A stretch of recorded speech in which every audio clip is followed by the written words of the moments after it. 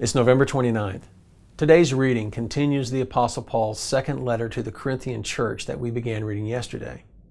This letter is actually the fourth letter that Paul had written to the church, but only the second of two that made it into the text of the Bible.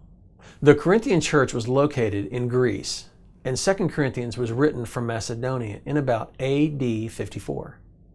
Those unfamiliar with the context of its writing might find it a bit odd in the opening chapters. Paul had visited the church twice before, and in the time since his last visit, there had been significant controversy, including a challenge to his authority as an apostle. As a result, 2 Corinthians is a direct response to those challenges, and the most personal letter that Paul wrote. His defense of his methods and his motives actually offers insight into some of the many difficult realities of serving in the ministry.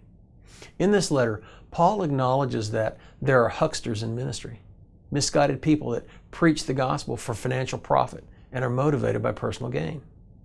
Some people in ministry use underhanded methods and distort God's word to suit their own personal agenda. That his work is dangerous, difficult, and certainly not glamorous. That the many, many troubles he has to endure are well worth the reward he knows is waiting for him in eternity. That he is supremely confident of this reward. In fact, this confidence shapes his larger perspective on life and hardens his resolve to do what he knows is right, whether people love him or hate him. Today's reading reminds us that the challenges we face in ministry today are nothing new. They are not unique.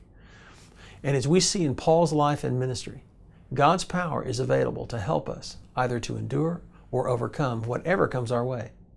Likewise, our rewards for ministry are not unique. Like Paul's, they are well worth the hardship that has to be endured in this lifetime. They are wonderful and they are eternal. These amazing rewards will last long beyond this present life and the memory of our troubles and hardships.